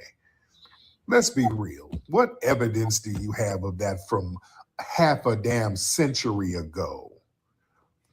Come on, family. So listen, the trial took 2 weeks and they found Bill Cosby liable. So the total with the punitive damages and the actual damages, all of that, they say he now owes this woman $60 million, ladies and gentlemen. Wow, that's ridiculous. For an accusation that cannot be proven from 54 years ago.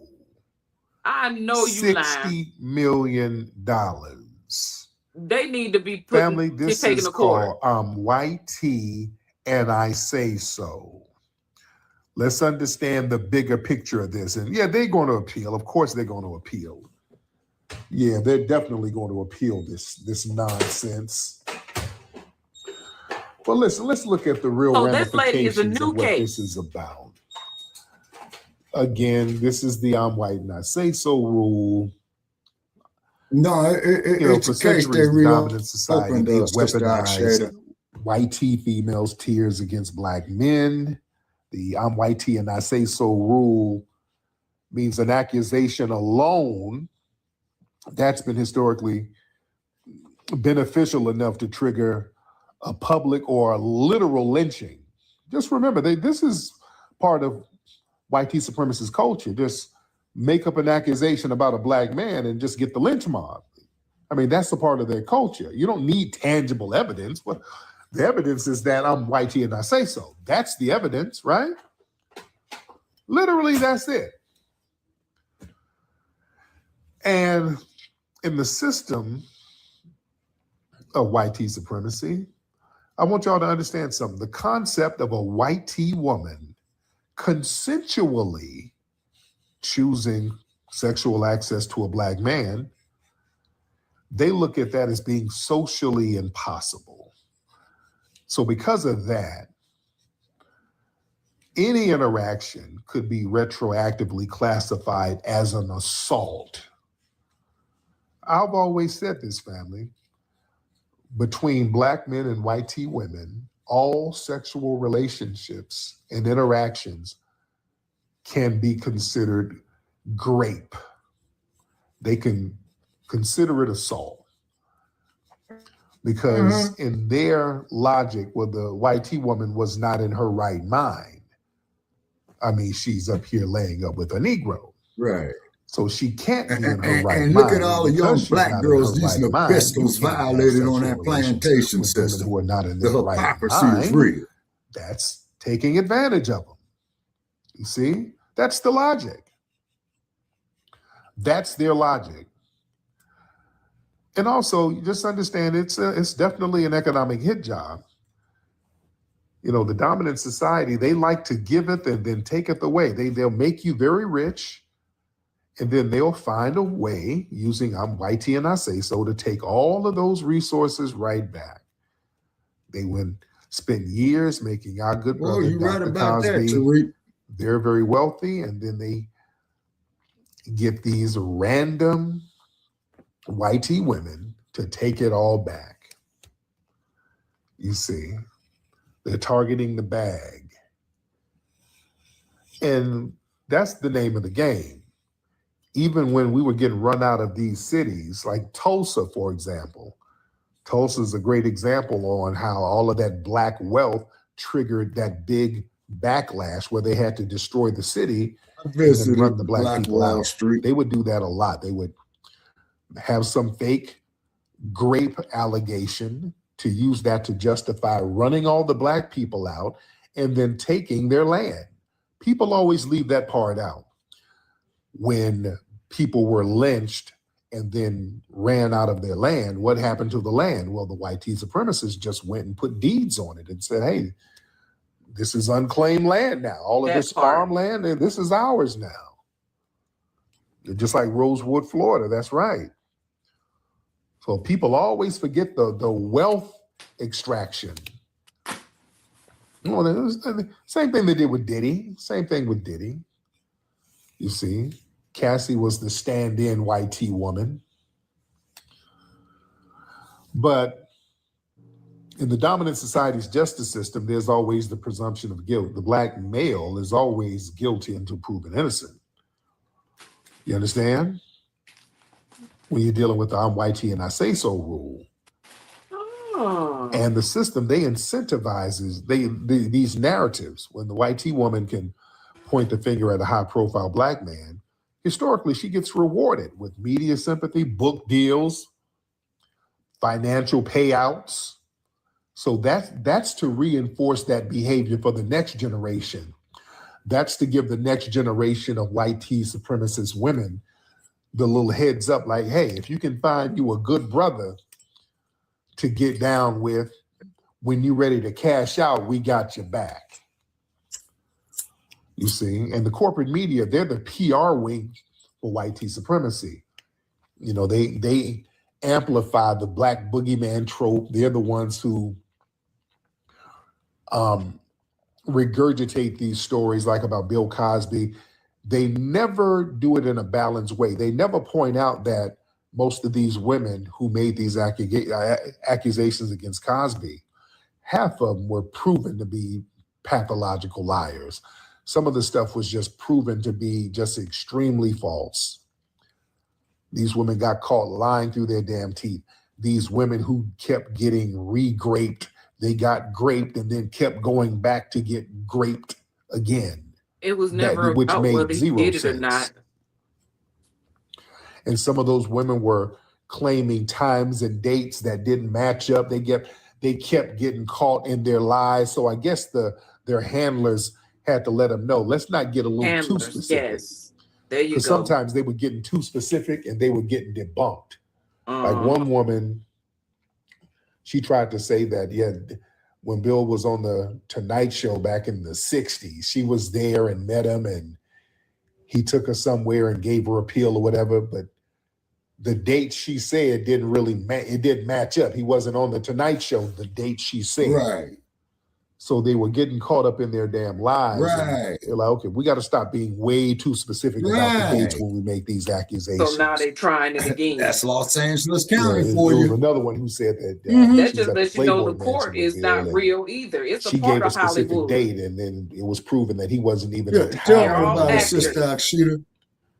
Yep, half the civil cases in But LA the media County never courts covers deal that with part the of it. They just entertainment industry. do the Yeah, one-sided because the courts are not dog real. piling.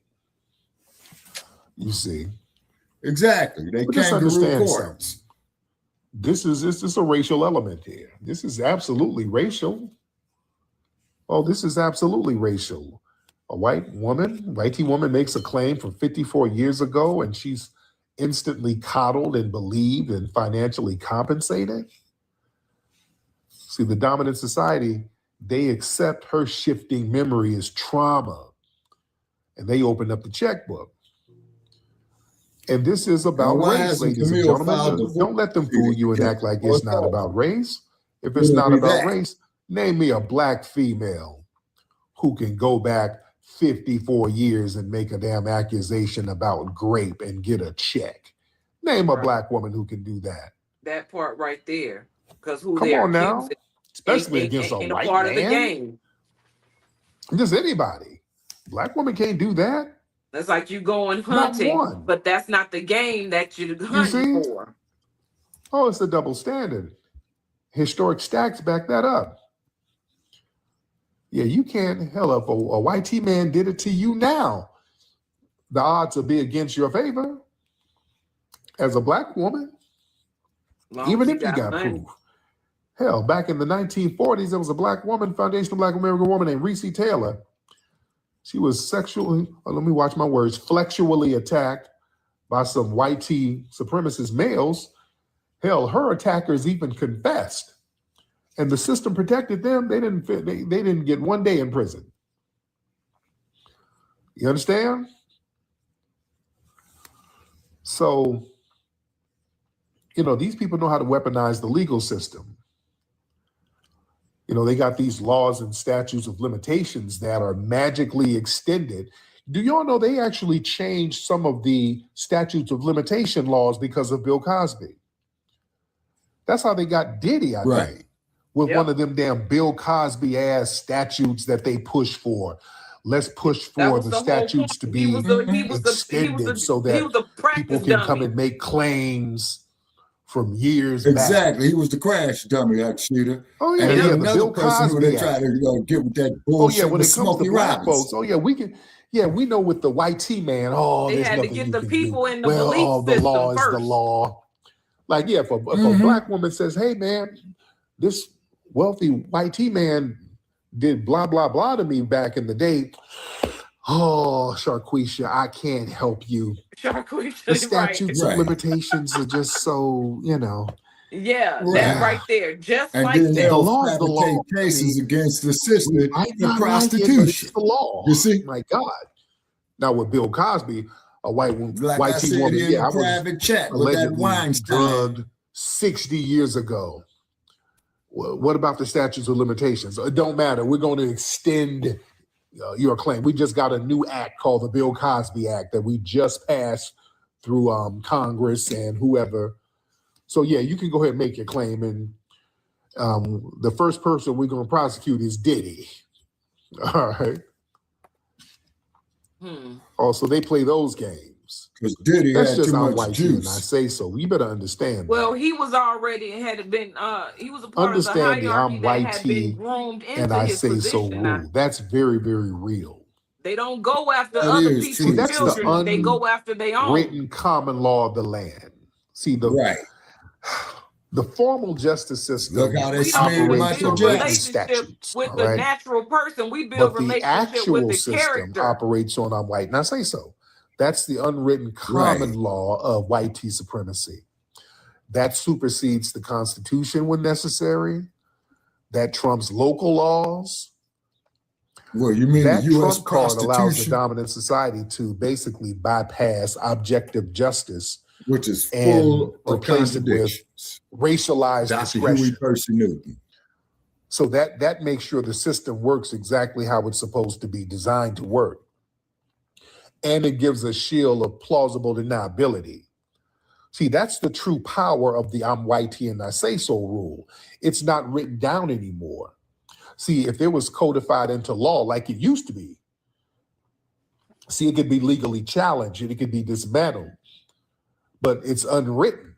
So it relies on discretion. So officer That part right discretion, there. prosecutor discretion, judicial discretion, and that provides the system with absolute plausible deniability. So they can look you in the eye and say, race had nothing to do with it.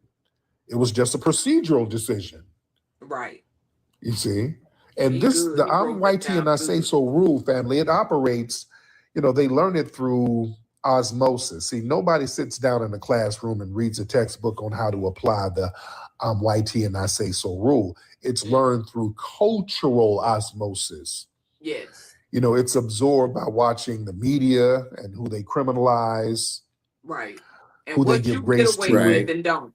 They learn by observing which behaviors are Exactly. heavily policed in Black neighborhoods and how certain things are Tell ignored me in white about it. I grew up in neighborhoods. Los They Angeles. make it By very the time clear. somebody becomes a cop or a judge or a Yeah, I juror, used to get Because the stopped whole by that rule crack. process is of already gentrification, hardwired into their subconscious. the whole process of gentrification You is see? the example of this And happening the thing in is, your see, the face. rule is not a Exactly. rigid set of guidelines. It's fluid.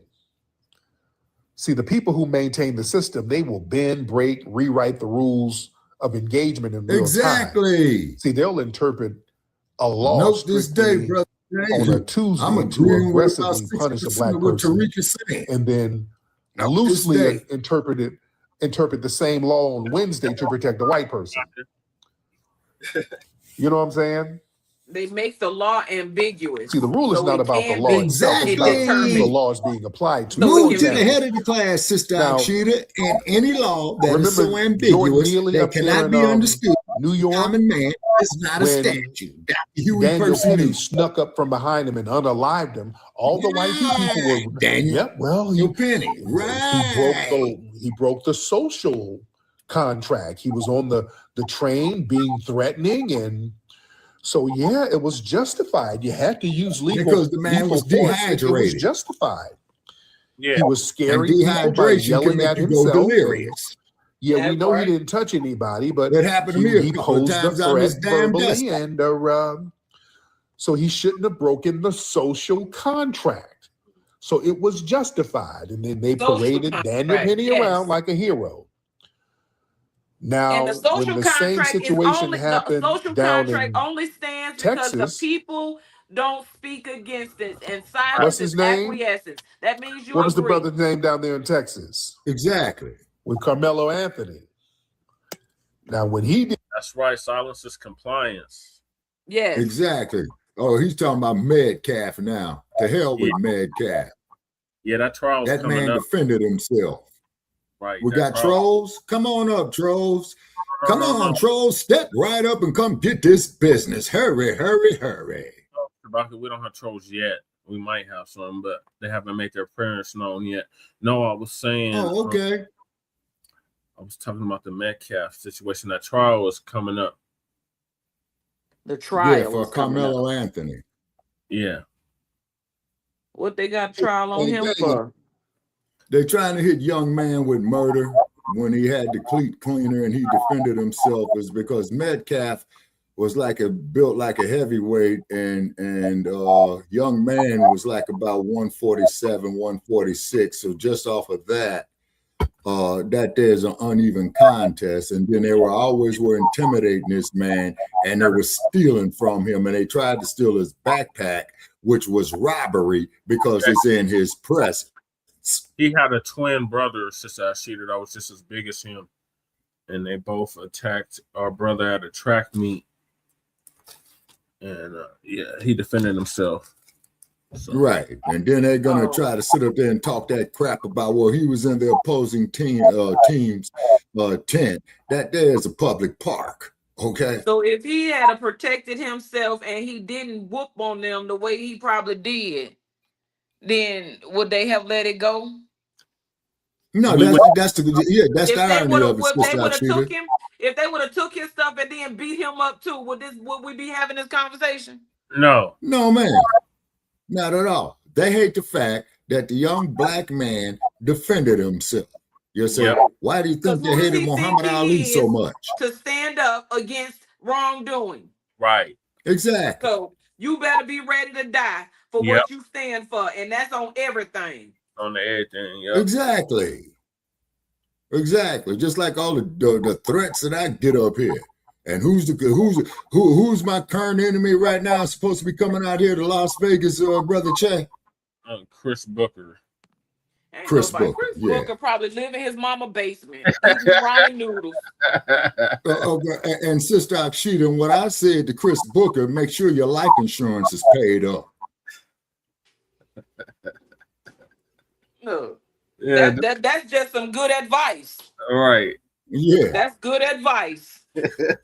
And keep in mind, I don't like having to say that to people, particularly our people. You know what I'm saying? But well, who is our people? Because if they ain't rocking with you, they ain't your people. Right. Well, you're damn right about that. Yeah, he said that he was a long-term watcher. I never seen this dude ever. But he said he was a long-term watcher and he'd been following our platform for a number of years. Well, he must find something interesting. Thank you. Keep coming back. He been pretty much. He's been we blocked him because Sister Akshita, we've been having a wrench out and we've been bopping fools upside the head with the wrench, Every now and you also see the shit that comes in my inbox. Every now and again, he'll set up little troll accounts and start trolling us. And don't forget our boy. Well, you want to know what? You want to know what? We appreciate true fans. There you go. Exactly. We appreciate true fans. Thank you for your love. Thank you for your support. Thank you for keep coming back. Yeah. Right. And please spell the name maybe today correctly. Something will enlighten you. Exactly. And please spell the name correctly. Other than that, you just keep doing what you're doing because just paying attention to that, getting your mind focused on him, it makes you look small when you're not. Right. Exactly. And then, as let him watch and let him view and let him say whatever he want to say. But he ain't gonna stop. He ain't gonna stop the show. Not damn time. Right. No monkey. No, he ain't. And whatever happened to our boy Sarge Akshita? You heard from Sarge. Nope, I don't even know. I could pass by Sarge on the street and wouldn't even know who he was. Yeah. I know that voice though. He better not say nothing. I'll be like, hold on now. That's Sarge right there. Yeah, the last I heard of him, he was on Sister Valerie's show. He had called in, and Sister Valerie was like, "It's our favorite troll, Sarge." But that was end of last year, sometime last year. I haven't heard from him since. And then, brother, hey y'all, you remember me? Excuse me. Go ahead, sister. I'm sorry, I don't mean to interrupt, but I have to go ahead and depart from the show. Okay, thank you for joining us, sister. Thank you. It's been my pleasure. And so y'all have a good night, and thank you for having me on, and thank you for allowing me to share my story today, which was not planned, but it was right on time. And I appreciate y'all because y'all helped turn something around that was happening inside of me that I needed the support that y'all gave me and the time that you gave me. So I appreciate it. And what tonight has done for me, honestly, and watching the story of Miss Judy Pace is I see what you're doing here. I see sometimes you may come off wrong and people may not quite understand where you are with the message, but the message here is only for upliftment and empowerment, and the thing that gets in the way of upliftment and empowerment are those things of pain and hurt that we go through in our society that we live in. And if we don't address those issues by name, face to face, head on, then it's never going to be a change. And so I see what you're doing here is to create waves of change in the minds of those, of Black people here that we are among every day. And that see these stories and hear these stories and are a part of these stories in their own ways. So I just want to say thank you. I appreciate what y'all do, and I'm always going to be a fan for life. I'm here. Sister, so keep in touch and let us know when you can come back up. So I hope everything is going well for you and what have you. Yes, treatment is going well, and I will keep you posted. Thank you. Thank you. Okay, sister. My daughter and her friend done cooked dinner. I have to go and eat dinner with. Where's my plate at? I know. Look, I ain't cooked tonight. They cooked for me tonight because I was so upset about that thing, and then y'all helped turn it around, and then they just did an extra little icing and sprinkles and cherry on top and all that stuff to go with it. So today has been turned around in such a positive way, even though there was pain attached to the beginning of this conversation. So I just want to say thank you. Everything is well, and it shall continue to be well. And I wish you all well and have a good night. Okay, thank you, Sister. Thank you, sister, for joining us. Okay. It's my pleasure. Okay. I'm gonna finish all right. And then this will probably be our last topic because we said we only keep it to 2 hours. Right, and we are at 145 right now. And I sent Dynamite a link, if he's still up. These people actually, these white tea people put their hands on him. Not only did they break the social contract, they assaulted Carmelo Anthony. They put their hands on him. He neutralized the threat, and everybody, all of a sudden, hey, wait a minute, that's going too far. No, it's not going too far. Didn't y'all say you can't break the social contract? Well, that's different. How so? Well, nothing. It's just I'm white tea and I say so. Yep. Exactly what it's literally I'm white tea and I say so. You see? And see, the Kyle Rittenhouse case, that was a masterclass in the I'm white tea and I say so rule. So you got this individual who crossed state lines with a rifle, deliberately to protect property into a volatile protest. They had him on video saying before the incident, man, looking at some protesters, man, if I had my gun, I would do blah, blah, blah. They ignored all of that, ignored the assumption of premeditation.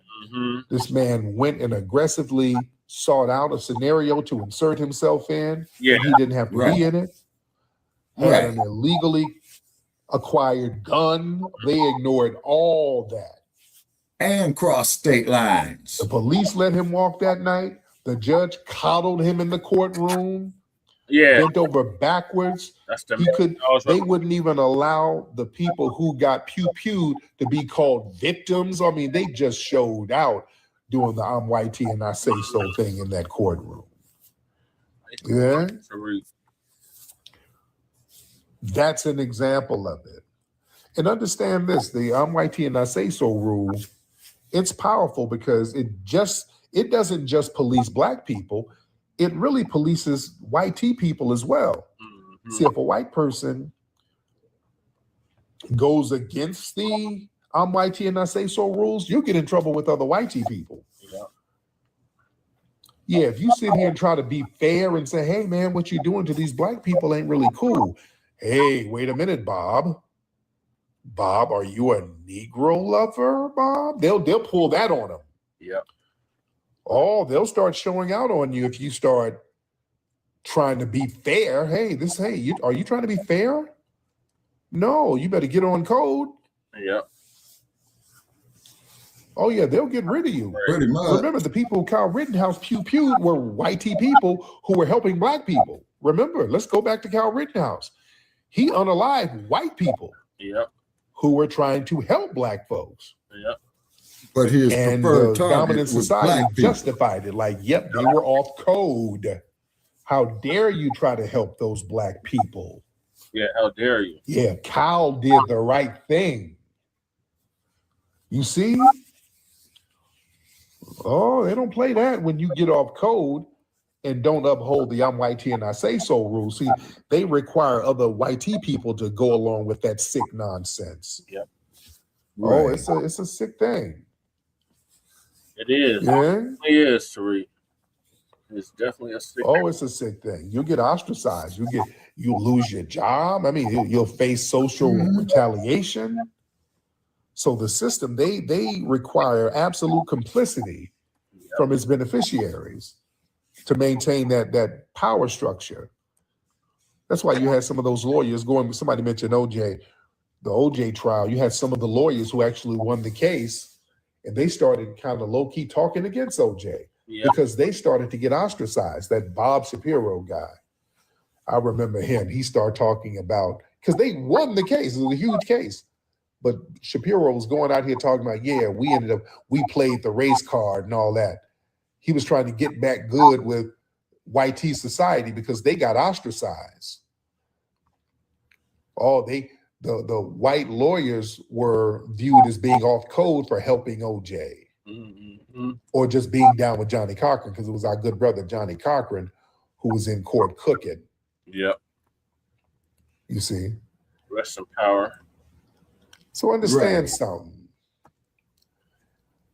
And It's the sad psychological part on warfare that and it's there gaslighting. is that prosecutor, You Christopher understand? Darden, when OJ was acquitted, When the got up rule there is crying. applied, Yeah. when the obvious Yeah, double now standard plays that out in was high hilarious. definition for the world to see, the dominant society, they expect us to Remember the chick that basically accept it quietly. And when we point out the hypocrisy, Marsha Clark. well, they tell us, well, you're playing the race card. You're being divisive. remember the one of the officers that helped raid Afro Man's crib, and he put her in the song, and she was crying on the stand. Oh, wait a minute. In the OJ Simpson case, right? In the Afro Man case. Okay, I'm not too familiar with Afro Man. Oh my gosh, we've been covering it for like the past week. Okay. Afro Man had the trial in Adams County. Okay. Colorado. No, Ohio. Okay. Go back and listen to the playback because we've been covering it the whole week. Basically, one of the officers, she was on the stand crying. That's what that reminded me of. Oh, okay. Okay. Okay. You're being a race baiter. They try to play that game. So the rule requires us to not just be subjugated, but we got to be silent about it. And we're like, no, we're not going to do that. We're going to call it out. We're going to call it out. You see? But yeah, going this Cosby case, you know what this is really about? You understand something. You got these old, elderly white women, and these are these baby boomers from that silent generation. So these people, they have a nostalgia for the old hierarchy. You know, the world is changing around these people. These older white supremacist suspects, they have a deep, unspoken nostalgia for the days when the racial hierarchy was absolute. So this case, you know, giving this old bag this money, that brings them to a psychological comfort zone. You know what I'm saying? Because they need a win. The white supremacists, they need a win, and they're desperate for a win. They feel like they've been taking a lot of losses. They feel like they've been losing control of the culture, control of the narrative, control of the demographics. They're constantly on the defensive. So they feel like they've been taking L's. So they needed a reassertion of dominance. So when you lose ground, when you feel like you're losing ground, you need a real highly visible symbolic victory to remind everybody who's still really in charge. So you secure this massive judgment against a wealthy Black icon. You know, that's a flex of systemic power. You see, you're trying to make an example out of one of the Black icons. You don't just go after anybody. You go after one of the big dogs. Cosby, Diddy. You make a public spectacle out of a prominent Black person. That sends a psychological message to the whole Black community. Like, we can do that to him. We can do that to any of you. But it doesn't scare us. We're not getting scared by that. You see. Damn, hold on. Damn mosquitoes in my damn house. Hold on. Y'all bear with me. Got big ass mosquitoes in my crib. I'm trying to smash them. Sorry about that, guys. But yeah, they really needed a symbolic win. You know, they needed that psychological resurgence that the system of white supremacy is still fully operational. You see. And understand something about these older white women. Oh yeah, I got an electric swatter. I got one. You know what? I need to bring it over here. I do have an electric swatter. I love my electric swatter. I'll be going to town on them flies, boy. It'd be cooking the shit out them flies. But going back to the Cosby thing, understand something about these older white women. They have the free white and 21 mindset. Back in the day, there was a saying back in the 30s, 40s, and 50s, there was a saying, and they used to do it in the Hollywood movies, I'm free, white, and 21. That whole concept of, look, I'm a white tea woman, I'm young, I can literally do anything I want. And that's the mindset. I want you, have you ever hung out with white tea women before? Let me talk to the family. You know, back in the day, you know, back in my club days, and me and my partners and my friends, you know, we would be at the clubs and we all hang out with different folks and the sisters. And sometimes we have a couple of white tea girls hanging out and kicking it. And one thing I noticed about the white tea women, just hanging out with them, just casually hanging out with them, not even, I wasn't really dating them like that, but just hanging, you know, just kind of hanging out with the crew. I picked up on something. I said, these white tea women, especially when they're young and kind of good looking, the world is at their damn fingertips. The young white tea women, man, they get everything given to them. I would see these white tea women just go places and just get stuff for free. People just give them shit. Literally just give them stuff. Like, hey, oh my God, I just went in the store and I was going to get a soda. They tell me I can have that. I mean, they just go get free shit. People just give them stuff. I'm telling you, young, halfway cute white women, oh, the world is at their damn fingertips. Yeah, the country is built for that. Oh, yeah. It's insane. Oh, it's insane. I want y'all to understand something. That's that free white 21. No, we can, I'm a young white woman. I can move through society with zero friction, absolute protection. The world is going to bend over for me. And I've seen it. It's always been like that for them. When they're young, all right, understand when they're young. And here's the thing. You got to understand something about these baby boomer white women.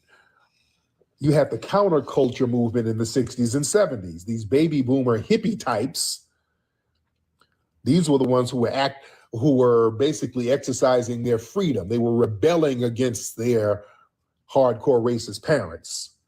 So they wanted to play around with Black culture. You know, the 60s and 70s, the Black Power movement. What do you see in the 60s and 70s? These strong, powerful, rebellious Black men challenging the system, and there's already a counterculture system. And you got these Black Panthers and prominent Black actors and, you know, the Black Power movement. So, you know, these white tea women wanted to get in on that. That's why if you look at all the movies in the 70s, white women land up with brothers, Superfly, all that stuff. Yeah, they wanted to get a taste. Those hippies. Oh, those hippies loved them a little soul pole. Come on, let's be real. You didn't have to drug them. All right, they were choosing heavy. So these women out here in the 60s, early 70s, being hippies and hanging around brothers, trying to be rebellious, and there was the free sex movement and all that, so they were giving it up now. You know? And they had a safety net. If things got too real, they can cosplay as radical, but you know, shit got too hot. They can go back, you know, to their parents or whatever if it got too hot. But yeah, they had a lot of fun. I'm free, white, and 21. I can do what I want to do. That includes getting me a little piece of this soul pole. Yeah, the white tea men told me I couldn't do it, but I'm free, white, and 21. And the feminist movement is popping. So yeah, we're challenging the white males to a certain degree, just so we can get more tangible. So yeah, let me get me a little piece of soul pole over here to show them I mean business. Oh, the white tea women were doing a lot in those days. You didn't have to drug them, especially a prominent person like Cosby. You didn't have to do that. They were giving it up. Right. So I'm going to end it there because we just hit the 2-hour mark, Shabaka. So Dynamite said send him the link next time. I thought you sent the link out to see it up here, but I did send Dynamite the link, but keep in mind he's 2 hours ahead of you, so it's probably late. Did you text it to him or did you email it to him? Okay, no, I sent it to him over Facebook into his private chat. Okay, so that's almost like emailing it to him. He said send it to his cell phone. Send it to his phone? Yeah. Okay, all right, so we'll do for in the future. Yeah. Okay. All right, so with the closing comment, we thank everybody who came up tonight. Yes. Please share this episode. And join us in an hour. Shabaka'S Blacc. We're going live again in an hour for Frontline Black News, so we'll just okay. All righty. Enhance. Okay. What's the air date of this program? The air date of this program was March 24th, 2026. Right. We thank Sister Ashita for joining us. We haven't seen her in a while, so we're glad she joined us. And then anybody that was in the chat, shout out to Twin. I think Twin been with us the whole time. Shout out to Twin. We got Fresh. Right. Or we had Fresh. We had Jab. We had Jab in the building. And then we had the MD20 who went live right after we did in the chat. Right. And we had Black Lightning. Okay. And we also had Akavelli in the chat. That's Jab. Oh, okay. Okay. All righty. Okay, so we thank everybody. Please share these episodes far and wide. And then, of course, you're going to get, a bunch of BS, from the papers that on it. Because, they still think we're supposed to be out here ass scratching, yassa bossing, being homie kind of niggas, and that we are not. Yassa bossa is over. The days of the yassa bossa is over. It's over. Yeah, that's over with. You know what I mean? Resurrection for you. Yes, sir. And please click the hashtag Resurrection of the Mental Dead. Please sign up to the group Resurrection of the Mental Dead too by the same name. Okay, on Facebook. You can follow me at Shabaka capital EXP on Twitter. You know what I mean? And what have you. Yeah. And then also too, they've been doing Brother Chase some other shows on Twitter that every now and then I check in, to get our name out there. You know what I'm saying? It's been some great debates. Yeah, on Twitter, live. The Twitter spaces can get pretty live. I've been on a few of them. Yeah, and definitely a shout out there to V40. We haven't heard from him in a while, so we want to shout out V40. You know what I mean? Whatever and time then, of course, on Shabaka'S Blacc Experience Enhanced, I'm just gonna roll over to Frontline Black News. So roll over to Frontline Black News in about an hour, and we will have for y'all. And that there'll be 9 p.m. my time, and it would be 10 p.m. in the Mountain Time Zone. And then for those of you up late at night or insomniated in the East, it would be 11 p.m. your time. Also, too, for you Nabiscos out there, you walk and Sister Akshita out in the desert between now and July. And and watching you burn. Oh, absolutely. You know what I'm saying? And whatnot. And we hate to have to talk to you Nabiscos like this, but in the last 4 or 5 couple of months, you all have just gotten absolutely, totally ridiculous and ludicrous. Well, look who's in the White House. Look who's in the White House, Shabaka. I know that explains everything. And I want to make it perfectly clear. That is the dump, as in human shit. And we want to make that exactly. Oh yeah. And to quote another crook, old Tricky Dick. Yeah, old Richard Nixon. Yeah. Yeah, old Tricky Dick. He was something else. Boy, I tell you. And then also too, we looked at as I was saying, Brother Che, you know, on the mainstream media the other night, and they were talking about the weathermen who burglarized the FBI file. Yep. And they did it on the night of March 8th, 1971, where they were having a heavyweight title fight in Madison Square Garden between Muhammad Ali and Joe Frazier. Yes. And it was incredible information that they had came across, you know. Well, we can. And then, of course, the sad part. So, Shabaka, we can save that for a future episode.